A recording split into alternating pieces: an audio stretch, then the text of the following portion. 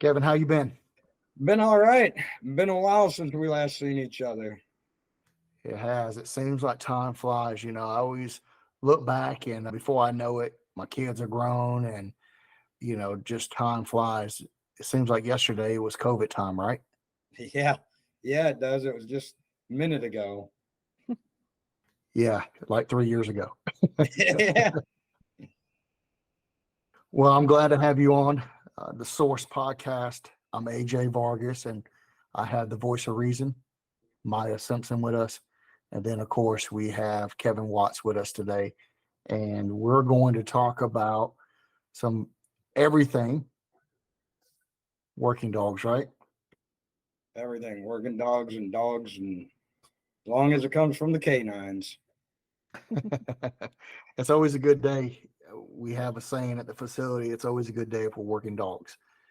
And I stand true to that even on this podcast where it's a great day if we get to talk a little bit of dog stuff.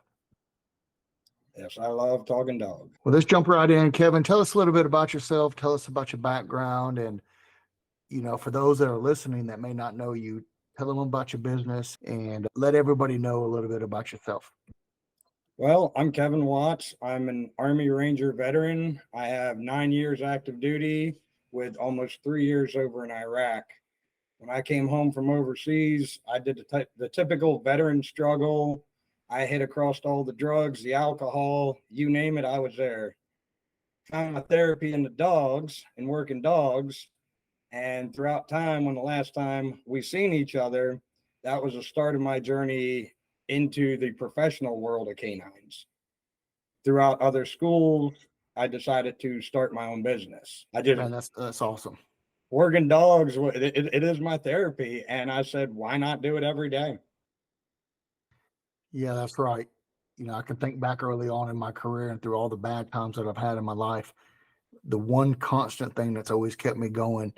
And when I just wanted to get away from everything, or when I needed to get away from everything, I turned to dogs. And it always seemed like the dogs that I was working or training at the moment, especially in those lows in my life, they just knew. And some of the best training sets I had, or even some of the best deployments I had, was during those times. It's just remarkable and hard to explain, right? It is. I tell everybody all the time what these canines can do for us humans is beyond incredible. Yeah, absolutely. You hit the nail on the head. Once I saw that you were on my schedule for us to talk today, I've been dying to ask you why Blue Cord Canine. Where did that name come from? So I had a passion in my younger years, and that was my job in the Army. I was an infantryman, and the infantry is the only branch in the Army that gets a special blue cord, and we get the blue discs as well. So that was my passion. I loved it. I had no intentions of getting out of the Army. You would have had to kick me out or carry me out in a coffin.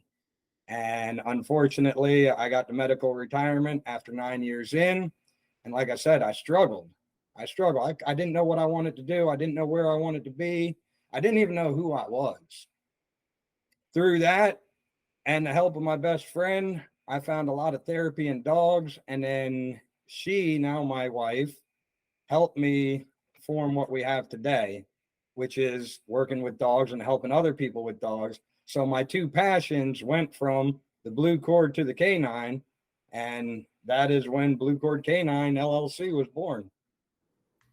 Man, I love it. What a great story. And, seeing a name that carries on a legacy for you and means so much is just remarkable. I think we all go back to our humble beginnings and we can all tell a story, but that just excites me to hear that. That excites the fact that you're able to take something that you live for, day in and day out with no change in your life in the foreseeable future, at least. And then all of a sudden life changes and deals you a curveball and you turn it into something remarkable. That's amazing. It has been a crazy but fun and rewarding journey, and we're still a young business, but we have helped a lot of people. And We're in it more for helping folks. I have handed away, I think, 3 or 4 service dogs free of charge, and you can't put a price ticket on that.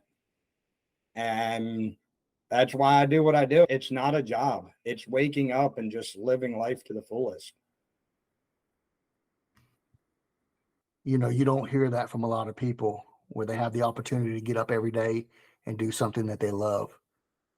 They may say they have to go to the salt mill, if you will, and live through the next 8 to 12 hours on their shift or whatever. But you get to get up every single day and do something you truly love. Isn't that remarkable?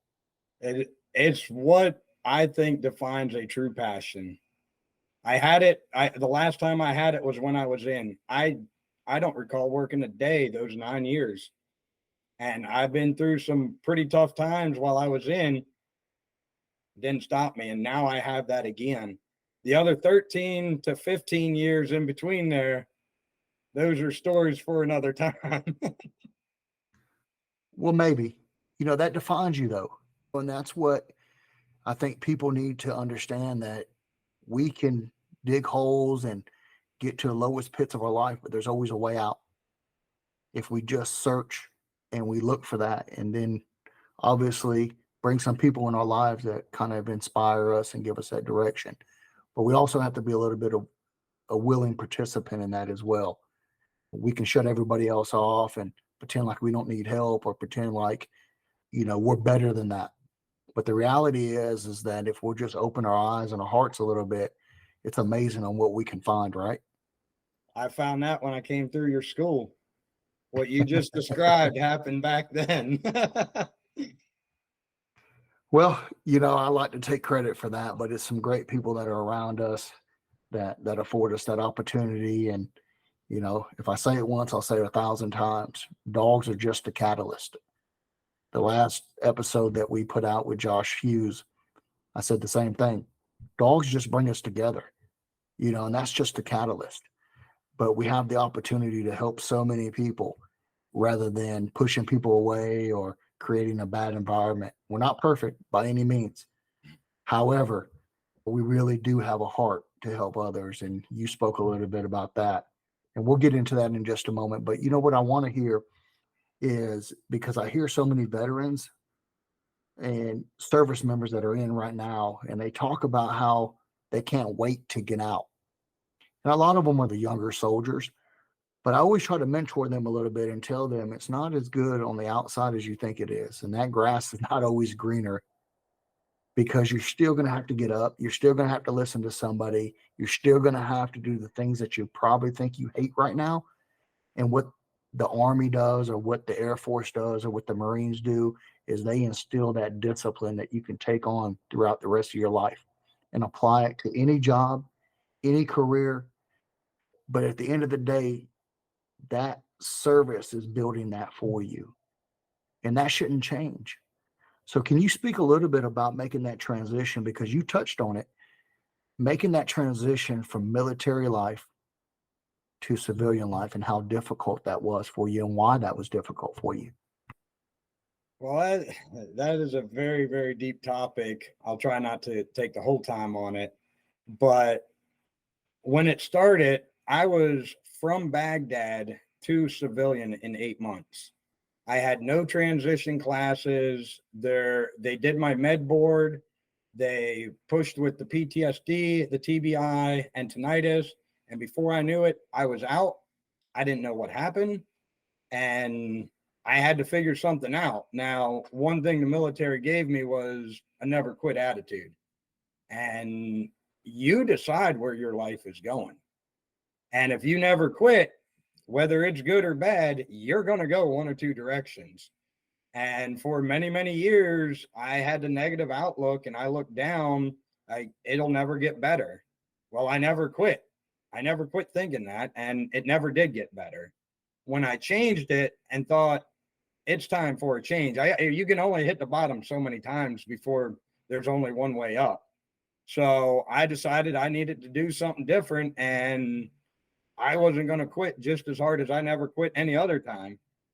And from that point on, we found your school. I attended that one. Now, at that time, there's a portion in there where I waited for my service dog, and I waited 3 years for it, never got it. I waited from several different companies, free service dogs, and I got my own, trained my own, found my therapy in it. Then my best friend at the time was saying, hey, why don't you keep going with dogs?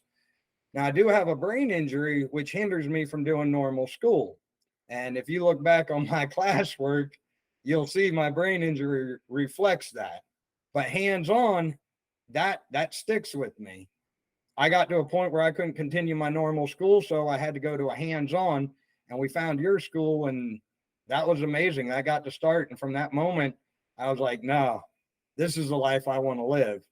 And Buck came at me pretty hard, and it's what I needed.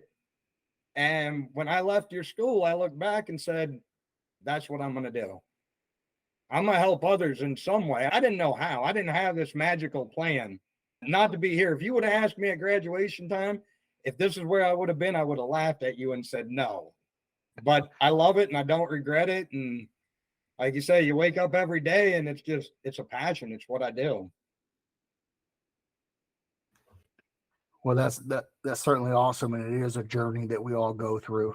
And I say it's never easy, but if we stay at it and just chip away a little bit at a time, we'll eventually get at least down the path that we need to be, and that's where you're at now. So, what was your biggest challenge in making that transition? Once you decided that you were going to open up a business of your own, you had the vision, obviously. You had I know what I want to do with my business, which is to help others. But what was your biggest challenge in getting that started? Figuring it out. Figuring out now what I tell people with the dog industry, when I decided to open that door and go through it, the dog industry door, I didn't realize what was on the other side. And at first I was like, I'm doing it all. I'm going to take care of everything. I'm going to train every kind of dog. And you can't. You got to figure out what you want to do, what makes you happy, and then go there. That was the hardest part. Now that we know what we want to do, now we're just fine tuning that. What my wife and I are doing in Blue Cord Canine and the people that we hire, that's what our passion is helping. Our passion is getting those through the dark times. We're not really dog trainers. We're handler educators and therapists because we've been there. I like that. We've walked down that road. We've all been alcoholics. We've all dealt with trauma. And when we decided to work in the dog industry, what are we doing? And that's where, once we figured that out, now it's every day. Man, that's awesome. And I truly commend you for that, because oftentimes we get caught up in the industry. And what I mean by that is we want to do everything. We want to do everything that everybody else is doing. And whoever we take out in the end, it's okay. But what I see and what I hear from you is that you're following your passion, and that's to help others. And you really got into it with the right frame of mind and the right heart. And I know that'll take you far, because I've seen it time and time again. And then also what I hear from you is that you're staying within your lane. And what I mean by that is not that you can't, but you choose to do what's best for you and develop that at a very high level to where you provide the best service and the best training possible. Is that right? Oh, that is absolutely correct. I recommend your company out a lot because that's a discipline I'll probably never touch into. Those that want like protection work and police work stuff, and I've seen you're opening some doors too, which is why we're sitting here. That's awesome that you got this started. But yeah, I'm gonna fine tune what I got and not try and dabble in everything.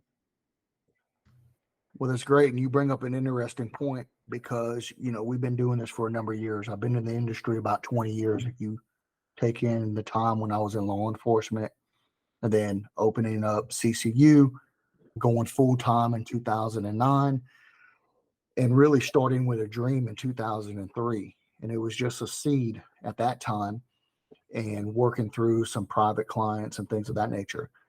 But look how long it's taken me to get to this point. And it's not a bad thing, but it's a point that we try to drive home to everybody we have an opportunity to. We can do everything, but we can't do everything good. And even doing something as simple as sitting here talking to some great people in our industry on a podcast, we still wanted to do it in a way that represented CCU. And that was offering value for people's time. Because if I have an opportunity to sit down with you for an hour and a half, whatever we decide is going to be the end of this episode, like it has to be worth our time, but it also has to be worth the time of our listeners. And if you're watching it on YouTube, our viewers. But at the end of the day, we have to add value. And I think in our industry, we get caught up sometimes in not adding value, whether it through our services, through the dogs we train, or even through something as simple as a podcast. And we just want to do that. We want to pour into people, and we want to give people an outlet to learn one more thing that they didn't know earlier today. And I know from speaking with you now that they're going to learn so much from you. And hopefully not just what they learn, but also what they're inspired through your story and through what you've learned in getting into this industry. And that's just remarkable. Absolutely remarkable. The value, adding value, that is where I'm moving with it. I am currently running a pilot program of online schooling. We're about to wrap it up here in this week, so I can total everything out, see how it went. But all it is education. I have someone in my close vicinity who believes dog training is a scam, no matter what you do. And I thought of you when she's screaming this at me. Like, do you even understand what it takes to get those kind of dogs? Yeah, we specialize in pet dogs and service dogs, and some of our service dogs, what did we get lucky? How can you say dog training is a scam? So adding value is absolutely a necessity. And it's kind of where I'm focusing now that the business is running. How do we add value? Well, how do we educate our society? Yeah, that's the hard thing. You can't be perfect, especially when you're dealing with another living organism, right? Because you're going to run into problems and things that you didn't foresee, the environmental effects on behavior that you can't control. But really, people are paying for your time, your expertise, and your commitment to reach a goal. But that goal sometimes is pushed out further than you want it to be. And you have to take into consideration that a lot of the behaviors that you're fixing or that you're trying to repair or modify have been embedded as habits for a long time in that dog. And unfortunately, I think you called yourself a trainer, right? Is that accurate? Yeah. I didn't hear you say you were a magician, were you? No. No, I got to can't give make credit. it all happen. Look, Right. I can't reach your dreams. I can help you try, but we can't make everything happen. You're correct. Yeah, you can't wave that magic wand and just make things go away. And some people give, and I think too, that's part of the killer on that education is some people kind of tell people that they can wave this magic wand and just change everything with that dog and their situation. And then when it doesn't work out, it's the dog's fault or it's the owner's fault. Um, it's up to us, you and I, as being parts of this industry to educate people. And we can't do it at the sacrifice of the dog's health or well-being, nor can we do that at the sacrifice of the owner's well-being. So we have to marry all that up together and try to make it work. And there's going to be people that are not happy. There's going to be people that are going to look at the results and think, well, you didn't do enough or you didn't do this. But we make decisions on not just our experience, but also what science tells us. So we take all that together and begin to modify and make these things move in a direction that's most beneficial for all parties involved. And sometimes it just doesn't achieve what the owner's visions are sometimes. And Terry talked a little bit about that in a previous episode where he talked about a bad client that he had. And, we're also dealing with emotions of the owners as well. Absolutely something we have to deal with when it comes to providing a service of training for a client. And I'm sure you see it quite often. We do. It's the hardest part. that we're running into. Give me any dog. Give me any dog. Dog training is so easy. What do you want it to do? But now you're going to put that dog with somebody. That's where we're seeing a lot of the issues. Yeah, obviously we do handler training and owner training as well, and I still consider them handlers in some regard. But we're always trying to refine that process and tapping into that education piece to keep our owners well informed, but try to also keep them on task. I say it's easy when we're training police or military because they're pretty disciplined and they know how to follow instructions and stay on a path for the most part, not all the time.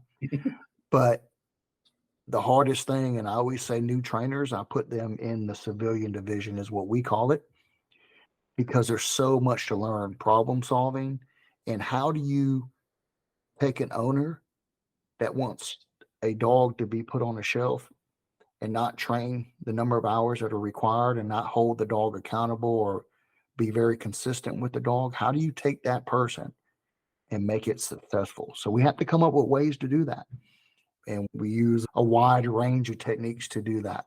So hopefully, and I don't know if we'll get to it on this episode, maybe it's going to be another episode when we talk about specifically that maybe are not as committed as we are sometimes. I think we as trainers are way more committed than a lot of handlers that I have come across. We too call them handlers, owners of dogs. You are, in our eyes, in the dog's eyes, you are a handler. When they don't have that drive that you have, when they don't want to put that work in, yeah. Another topic for a rainy day. That's right.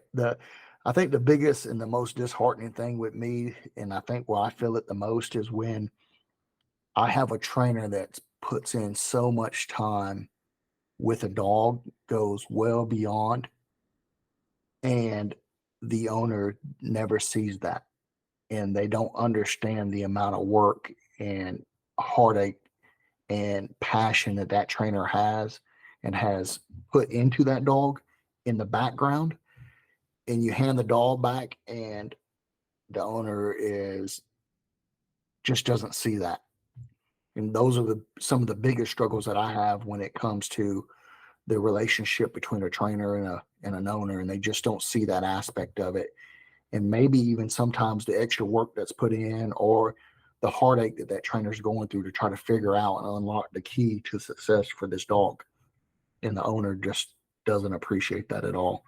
Sometimes you got to call it for what it is. And I had a house where they were a house of choices. Okay. And if you've ever worked with a canine, and if you ever give a canine a choice, I promise you, he won't choose what you want him to do. And the household was a mess, but they were a house of choices and would not back off. They wanted no correction. What do you do with that? How do you make them successful when you've got dogs biting at each other and going at people in the household? You tell them this isn't going to work. That's what we do. And we get some people that are mad at us, but they typically call us back a couple months later and say, okay, what do we got to do to fix this? You got to listen. What you said about the trainer putting all that work in and the handler not seeing it, got to get that handler to see that work and appreciate that work. Because if you find that magic wand, let me know. Well, it's always a work in progress, and we learn from every single owner, every single handler. I'm learning from you right now. We become students of our industry, and that's an important facet to be successful in this industry, is that we have to be students and never scared to learn something new. I hate to go back to a previous episode, but Terry Adams talked about staffing. So I wanted to talk a little bit with you, because you have trainers that work for you, you have staff that works for you. And I just wanted to touch on this just a little bit, because I hear so many business owners talking about staffing nowadays, more so than I ever have in the past. And I don't know why, don't know if it's just the times, but early on in our business careers, I didn't hear as much talked about the problems with staff members and acquiring good staff. Uh, we've been blessed throughout the years to have great staff, but I want to go to you and see your perspective.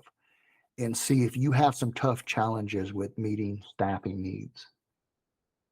I would say we have at times, and there were other times where we were good. So we changed up our technique, the way we bring people on board. We used to do the Oh, great. application, and you tell us what experience you got, and then we'll go from there. Short intern, so to say, of a rundown. You get to run with us with clients, and that was very risky because we're very specific on what we do and how we do it.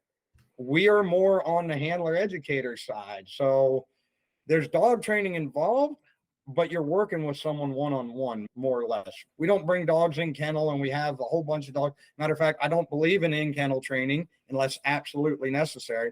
Now, keep in mind, I deal with pet dogs and service dogs. I don't deal with police dogs. You are not going to let a police dog run around your house and be free and make choices. I promise you, you're not.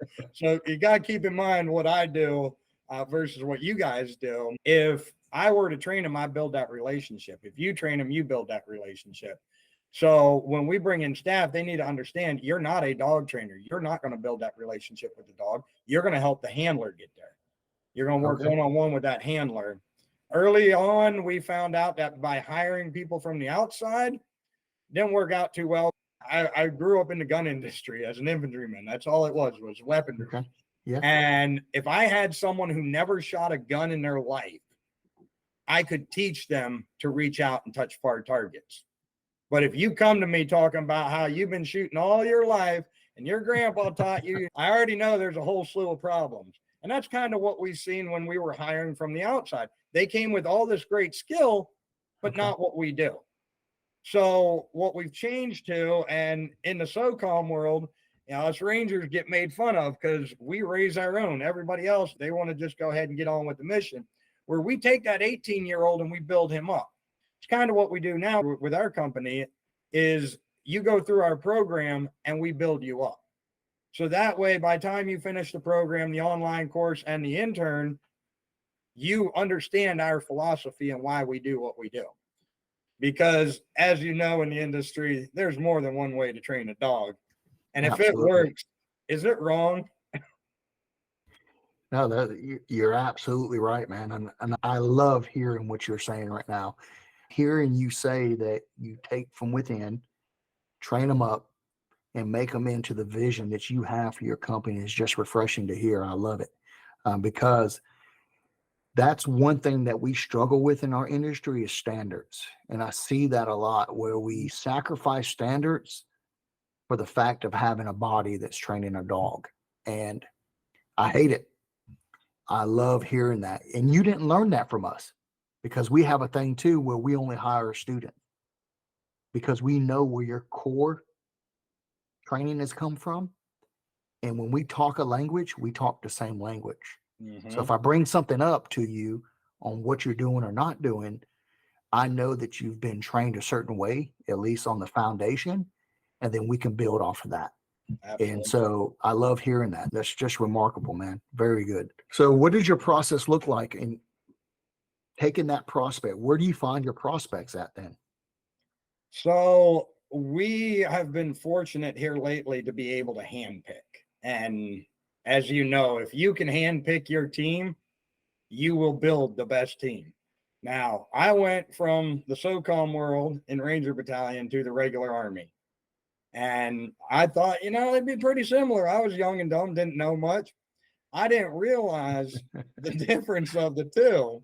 And being raised within means a lot. You get to hand select. Ranger Battalion isn't everybody gets a chance. You've got to meet a standard. You've got to maintain that standard. And at any time, if you decide you're going to let your standard down, you're out. You're gone from the team. There's no ifs, ands, or buts. It's a volunteer position. I took that mentality and brought it in here and said, if you can hold the standard, then you are welcome to part of what we do. If you cannot, you are welcome to the rest of the world. You go what they call worldwide. Wow. And we don't build fast. We're not a company that's throwing up thousands and thousands of dollars in advertising. We're laying in bed at midnight, making up our own advertising. We're building slow, but what we're building is solid. and hoping to make a change in the industry.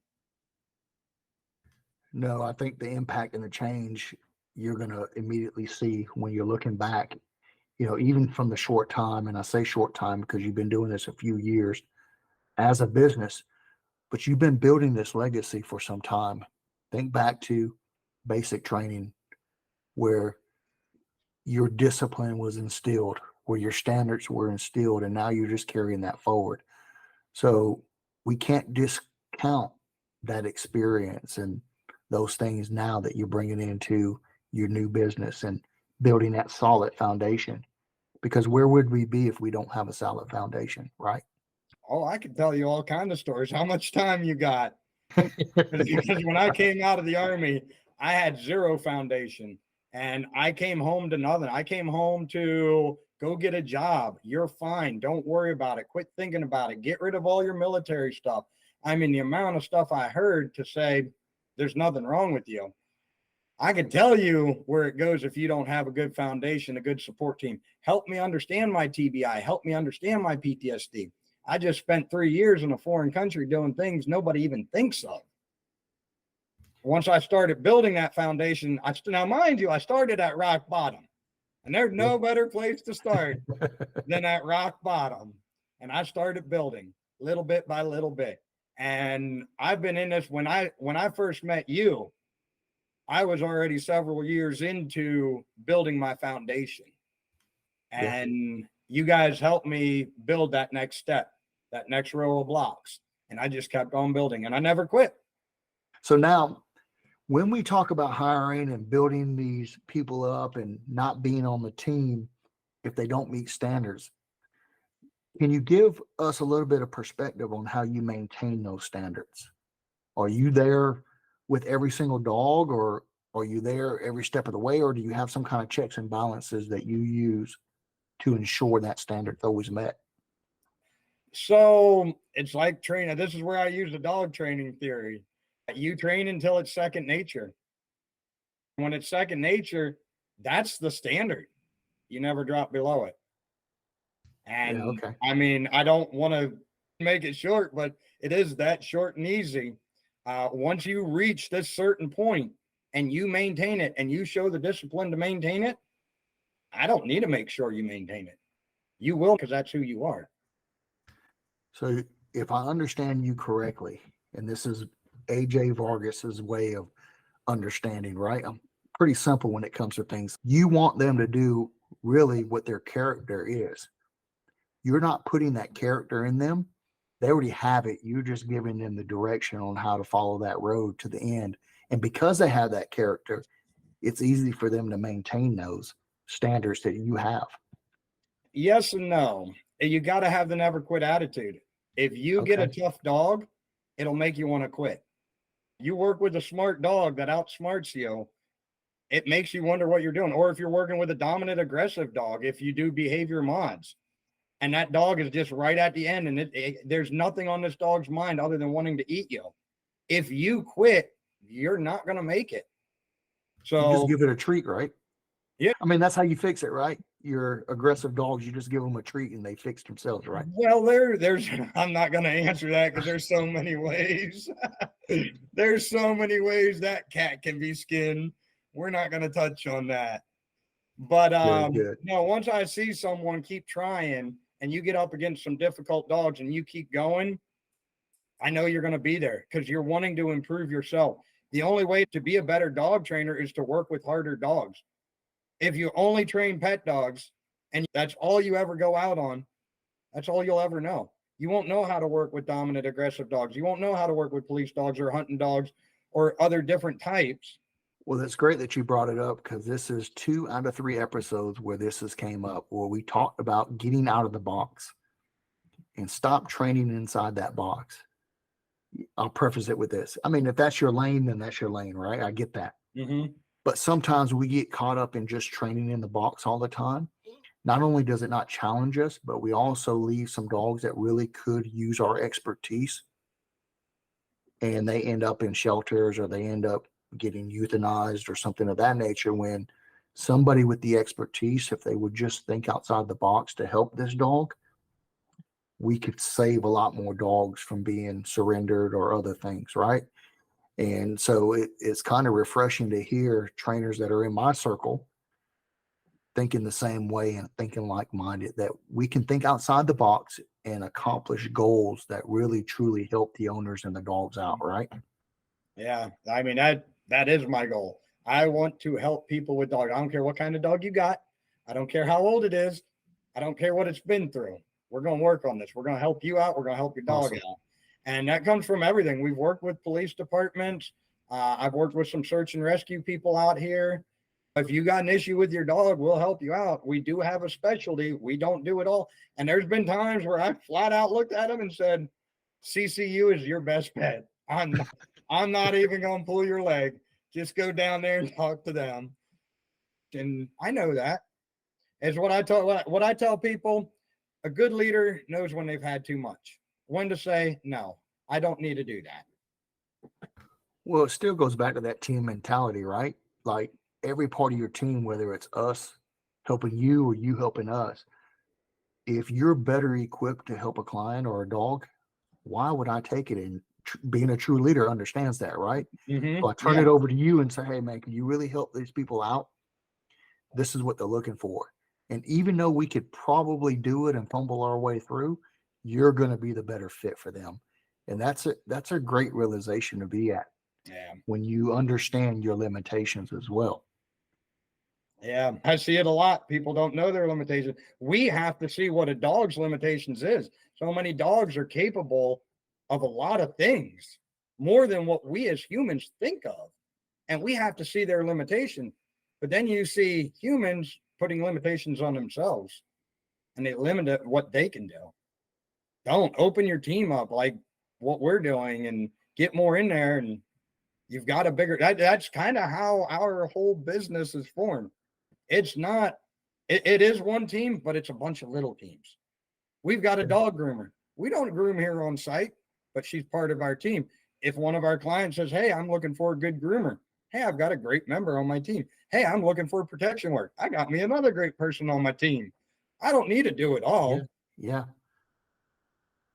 Well, and that's going to bring the validity and the trust back to our industry. That's also going to give you that trust among your clients, because they're going to say, and that word will get out, well, Kevin could have took us in, but instead he gave us to somebody else that could have done a better job for us.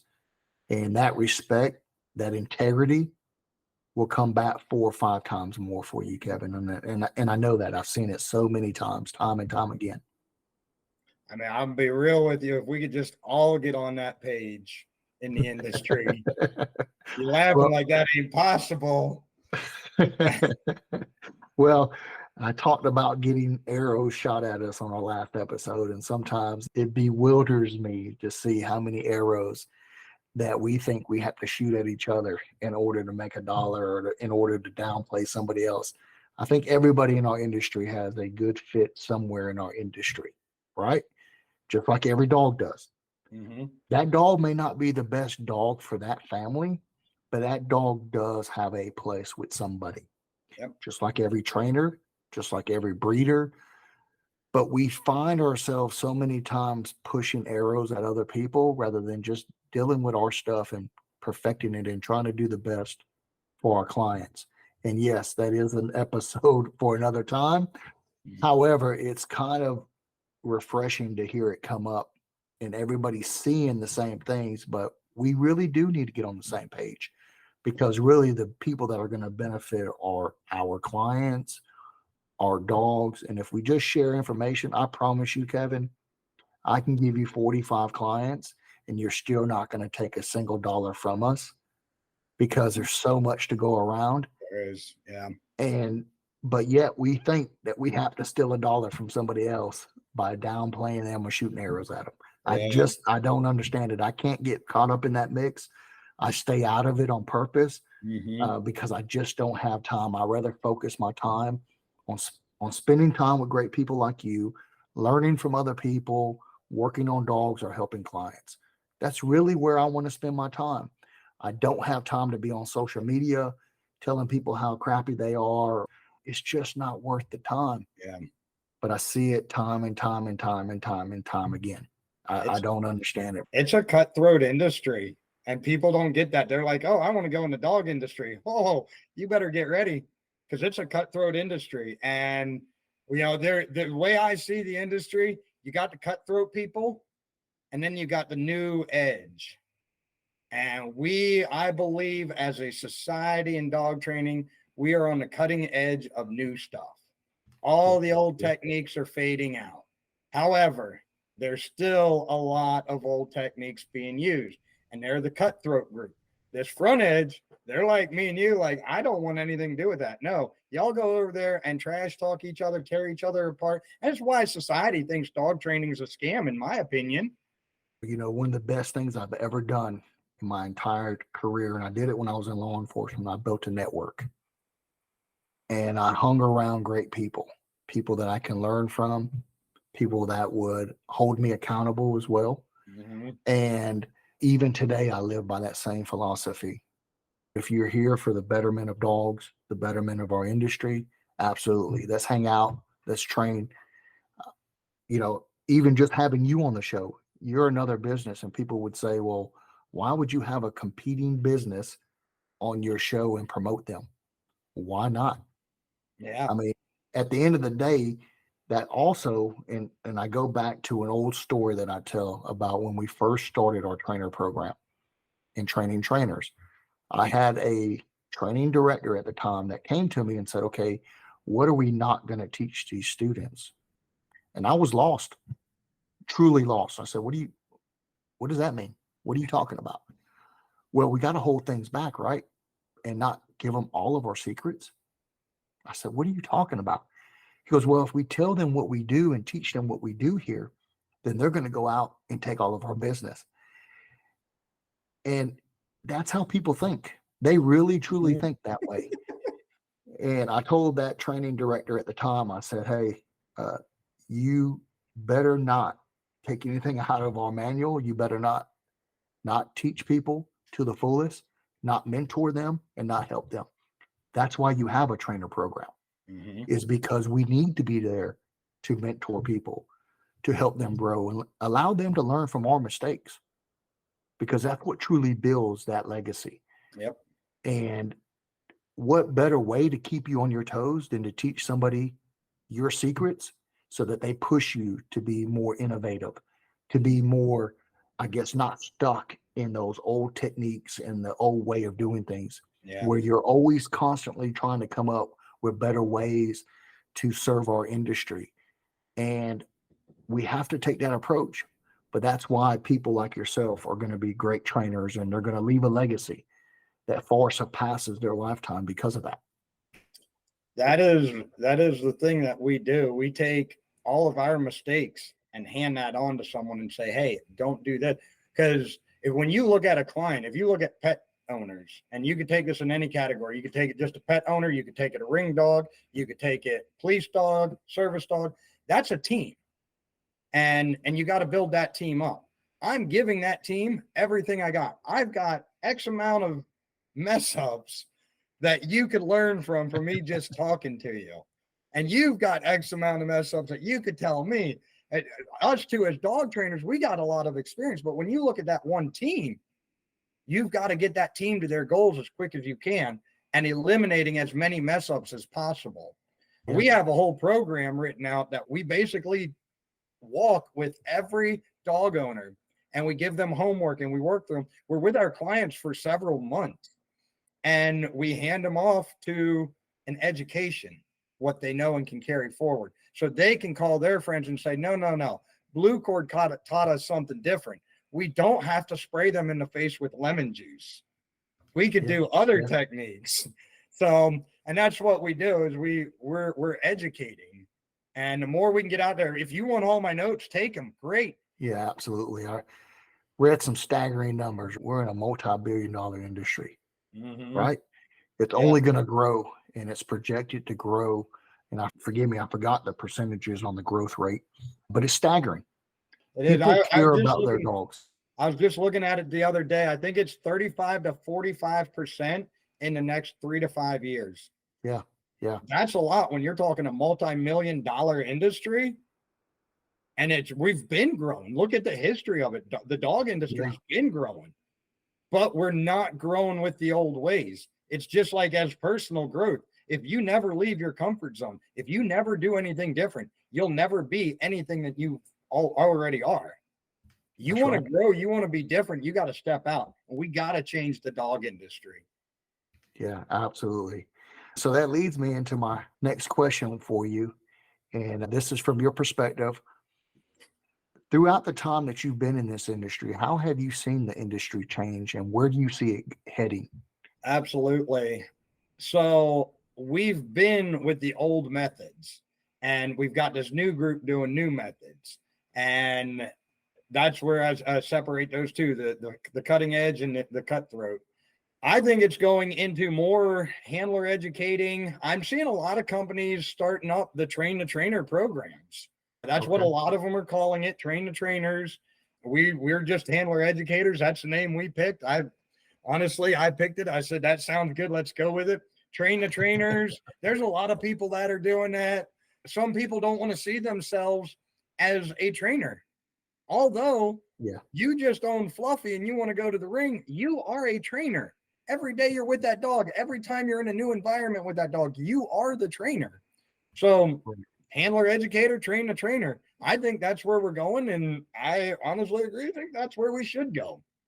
Dog trainers are needed. Don't get me wrong. We do bring dogs in kennel. We do have to work dogs with just our staff before we introduce the handler back to them.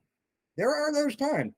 But the dog trainers where you go and drop your dog off for a couple months, especially this was my favorite story.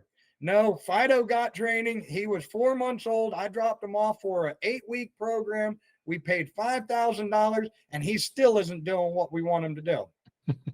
And if you just look at puppy development, I go, well, what'd you expect? But I'm not that rude because I know society is not educated like that. That handler has no idea that those 2 months that dog was in kennel, nothing got done. Sure, the trainer showed a lot of great videos, but what happens the 2 months after that when you talk puppy development? What happens 6 months after that training program's complete? So those old methods, what I call the old methods, the dog trainers, those I think is what is going to slip out.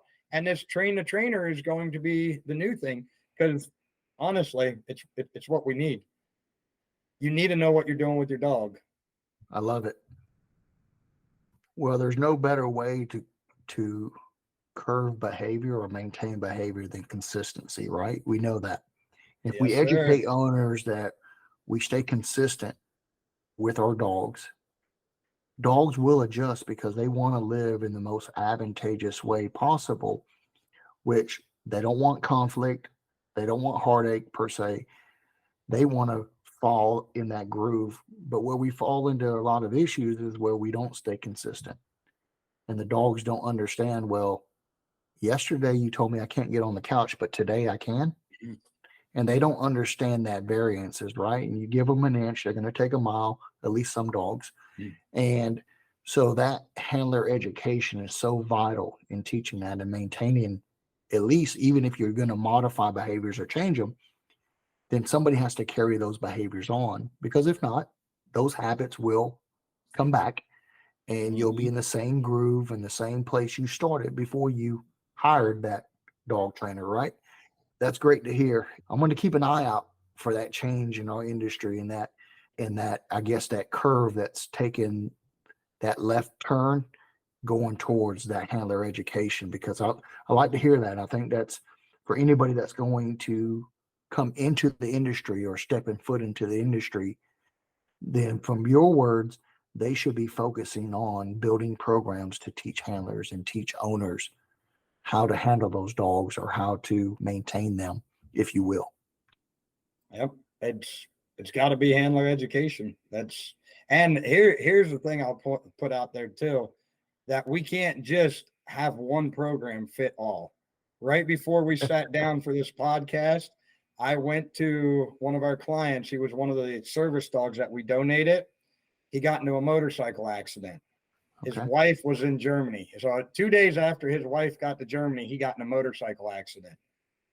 Now, this dog was a well-trained dog.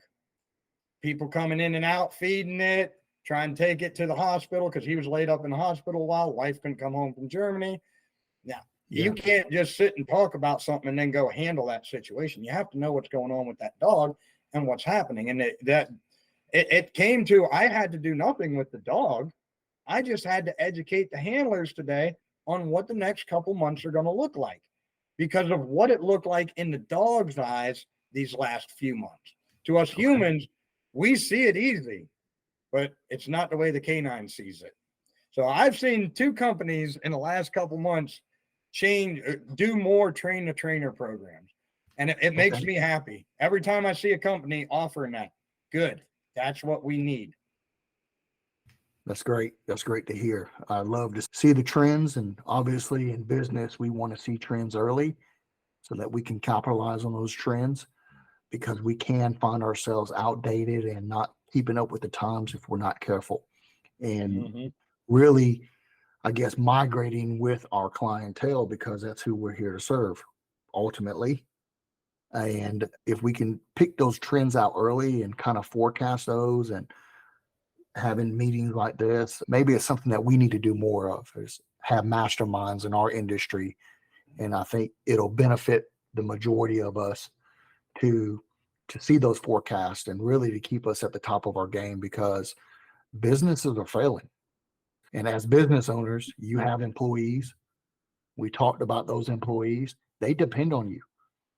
And as a business owner, you can't wholly focus on dog training, right? No, there's so much more. I wish I could just focus on dog training. What did Fido do today? But no, there's so much more as a business owner. Yeah, so staying up on trends, and that's why I wanted to push that out to our listeners, is staying up and on top of trends by talking to other trainers. What are you seeing in your region? What are you seeing coming up? That gives me a little bit of light and something to think about with my team. Hey guys, this is what Kevin said. Let's look into this, and see if we need to pivot on some things to help us to grow a little bit, or help us to at least stay where we're at and move forward, right? So that's great advice to give us, Kevin. And I'm definitely gonna look back in 3 years and go, I remember when Kevin told us this is what was going to happen, and I'm going to give you full credit for it. Well, I appreciate that, but it takes everybody to do it. So you get it's funny you mentioned the mastermind, because that's what I feel like with our business. I'm just the mastermind at making all this, putting this all together. It takes my team to run it. I could not do this alone. I am just a face of the company, so to say, because everybody in my team is even you're part of our team.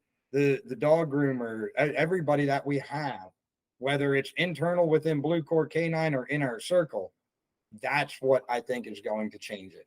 We need to keep that consistency, like you said, and just go with it. It will change, just like a dog's behavior. Human behavior is no different, in my opinion. Yeah, absolutely.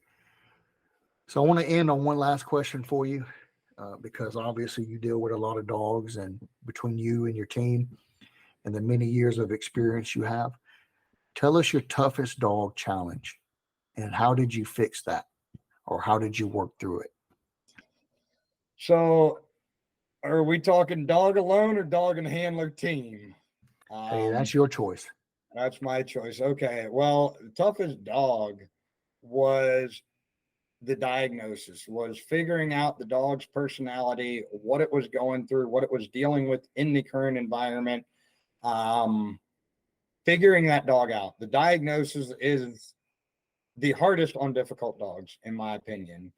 Once I have that figured out, the rest of it just comes together. It's an A-B option kind of in my head, but I got to figure out that diagnosis first. And I've had some tough ones. Not many. Most of them are just ill-mannered dogs, but some of the tough ones, it was figuring out who that dog is and what it needed. You mentioned about, there was a dog, it reminded me of Atlas. Atlas was in the wrong home, and this dog owner just wanted the best for it. It would do anything, and it would pay that much. and the answer was not to be in that home. And because once we figured out what was wrong with that dog, and we found out through thousands of questions that it was fear aggressive and treated for dominance aggressive, and then it was shut down and into learned helplessness, and it just sat there and shivered. Once I figured that out before we even did anything with the dog, the rest of it was easy. And now we get updates that just, it makes the whole team smile. That's remarkable. It really gives you chills when you get those kind of stories and that feedback after you see a dog that has went through that type of period and has blossomed, right? Yeah.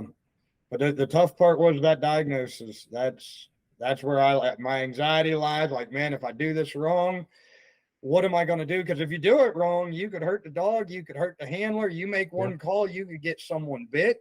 That's what people don't understand when you're trying to the old way of asserting dominance and doing that don't work when you're dealing with some of these dogs.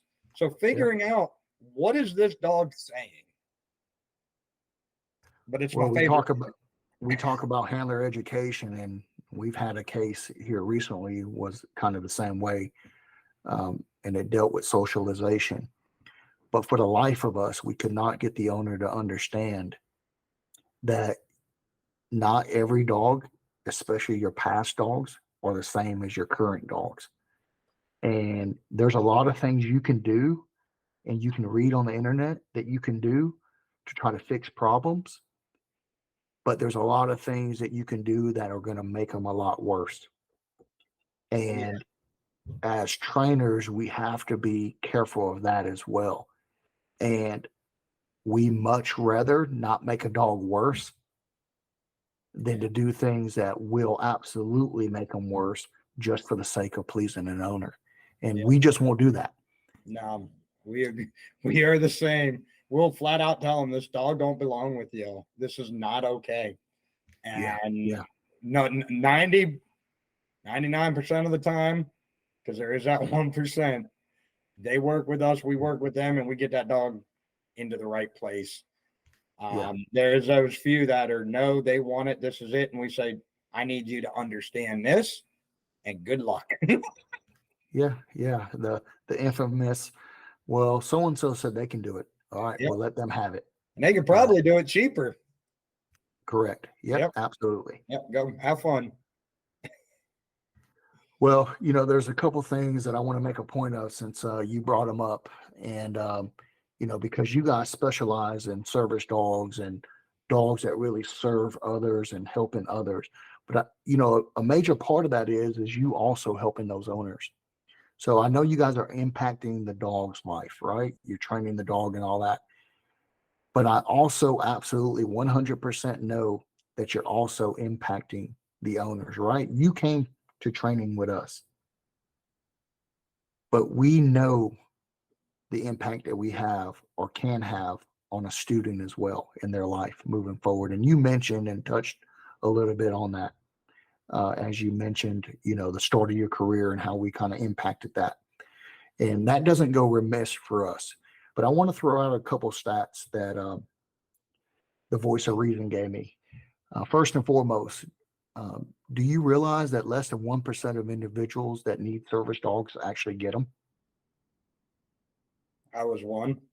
Yep, that's crazy, right? And knowing that you had to wait 3 years trying to get a dog that you absolutely needed. Yep. And less than 1% of individuals actually receive a service dog. That's remarkable. Let me give you another one. Veterans with service dogs have shown significantly that their symptoms have been reduced by that service dog when they have PTSD compared to those that don't have service dogs. So we know the impact of those service dogs on people with PTSD and the dramatic impact that they have on their lives. And I'm sure you can attest to that, right? Yeah. That is our focus. Our main in the service dogs is psychiatric service dogs. And we have watched, when you say change people's lives, we could do a podcast on it alone. These stories that I have from little girls in wheelchairs to veterans that can't leave their house, to law enforcement officers. Yeah, the amount of lives we change with the service dog. That's why I say the capabilities of canines amongst our humans is amazing. Yeah, those are the intangible, right? We want to see, people want to see something. What does the Mhm. dog do? But what about those intangibles where it's the comfort that the dog gives, the reassurance that the dog gives? Absolutely amazing, right? Those are the Yeah, there's intangibles. a lot that happens that people don't see, and I personally feel that because being 100% disabled, having internal wounds that nobody sees, what they see is someone who's in good shape, has all their limbs, and goes, "Why are you disabled? Why do you have handicap tags?" Because what they don't see is that my back is going out and I can't hardly bend over. And my dog that picks things up when I drop it helps me a great deal. Or when I do bend over and it hurts to stand back up, I could call my dog and say a command, and that dog's in position where it helps me stand up. I don't need a cane. Um, it's amazing what they can do. And when people look at it and go, well, why do you have a service dog? I feel that one personally. I am going to do a video one day about it because it's everywhere. The people coming up to you just because you look okay and they're like, "Oh my god, that's a nice dog. Wow, can I pet your dog?" Would you do that to somebody in a wheelchair? Would you go up to them and say, "Man, that's a nice wheelchair. Can I sit in that? I want to see how comfy it is." But What- it's lack of education. There's only certain people that do that, and I can't mention it on this podcast, but we have a joke at the facility about that. So Maya's laughing because she knows what we talk about. But I know exactly what you're talking about. That person that always comes up, even though it's placard everywhere, don't pet my dog, or don't, dog's working, and they're the first ones that want to put their face in your dog's face or pet your dog or come close to you and all these other things. So I'm feeling what you're putting down right now. Yeah. Two more stats real quick. 20 to 30% of veterans, man, are estimated right now to have PTSD, man. With only, think about that, with only 1% of people getting service dogs. You're serving an industry that is absolutely in need right now, like 100%. And these numbers are staggering to me. Now, uh, I'll bring up the worst side of this, and I know you've probably suffered loss with people that were in your unit or people that you knew. There's not very many veterans today that don't know somebody that has perished to suicide. And I think back to being in law enforcement, man, and I'll share a story with you in relationship to this. Um, I could never understand how somebody could come to that point of suicide. Like cognitively, I couldn't understand that. We're in an industry, meaning law enforcement or military, where we are conditioned to not show emotion. We are conditioned to fight through anything and everything, right? We are men on top of that, which also we have been conditioned to do whatever it takes to support our family, and we cannot show weakness. We are the epitome of type A personality, and we cannot show emotion. And so for a very long time, I could not understand why people in law enforcement could come to that conclusion of suicide until it happened to a good friend of mine. And his name was James Bond. We called him Daddy Bohog because he was about 5'5", but was, for somebody new getting into law enforcement, I knew him for many years. I went and watched his kids play baseball, and he loved his kids and he loved his family. And to find out that he committed suicide, really, like it was so overwhelming for me to see that because of who he was. He wasn't some weak person. He was like somebody that I looked up to in law enforcement, somebody that I wanted and I aspired to be because of his stature, but yet his personality and his strong emotions just really it was just hard for me to believe that.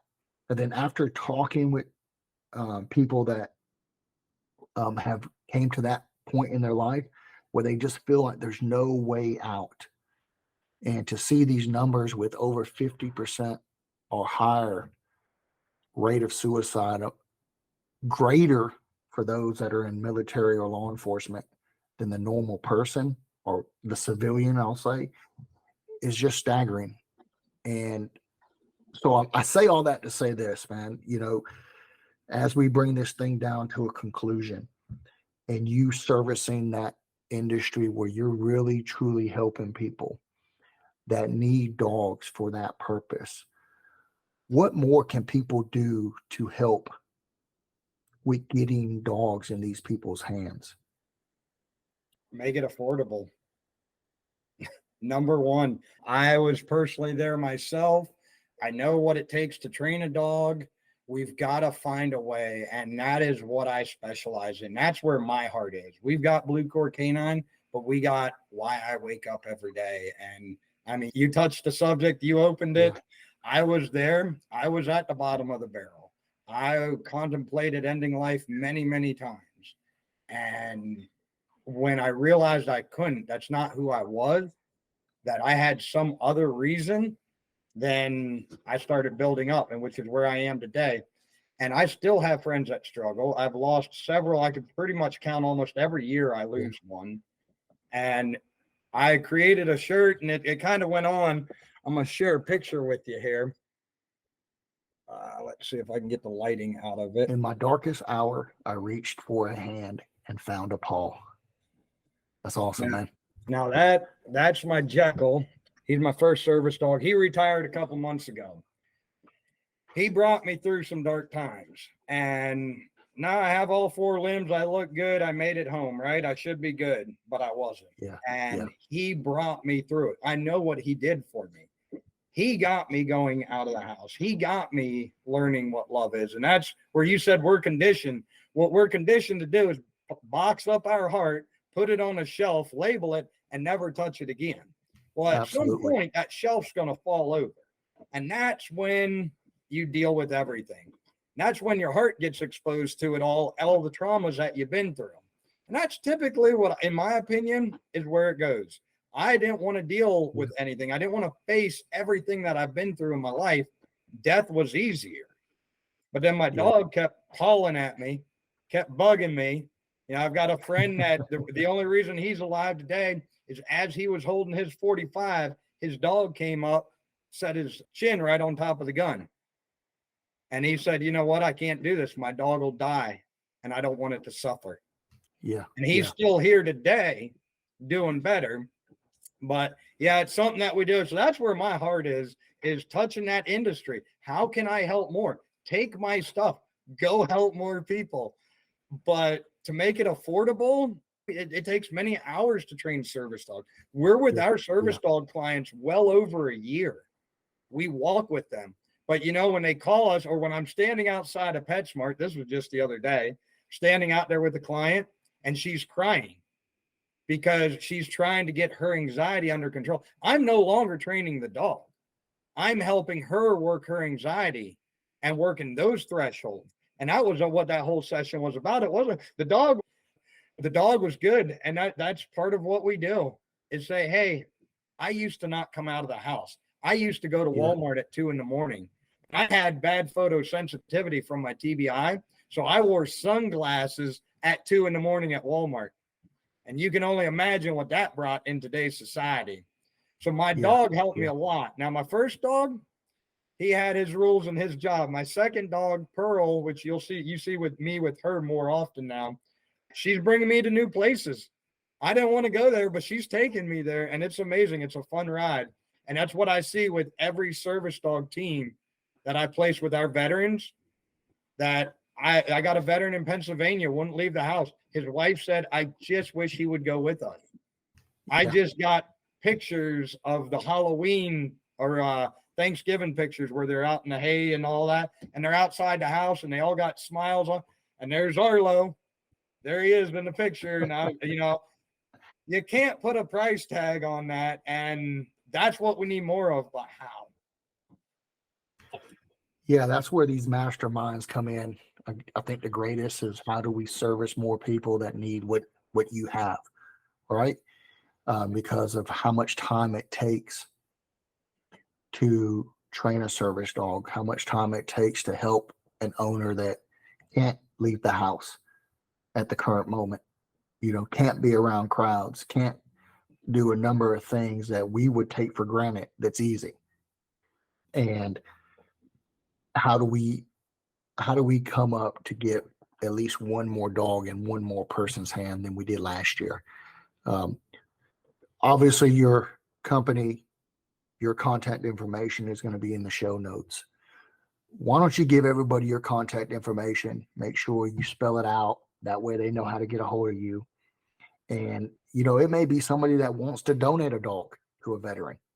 It may be somebody that wants to help support your program in a way that is not necessarily getting a dog. We are limited on what we can do, but I will never say no to an opportunity as it presents itself. I will hear you out. We cannot help everyone. So we are limited, but yes, please do contact us. Blue Cord Canine LLC is the business name. You can find us on Facebook and Instagram. We do have a website, www.bluecordcanine.com. BLUECORDK9.com.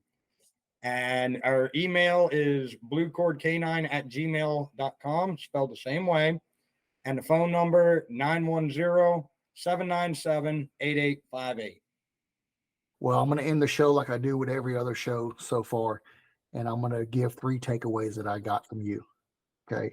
That I think that others can take away. And the first thing is, and you said this at the very beginning of the show,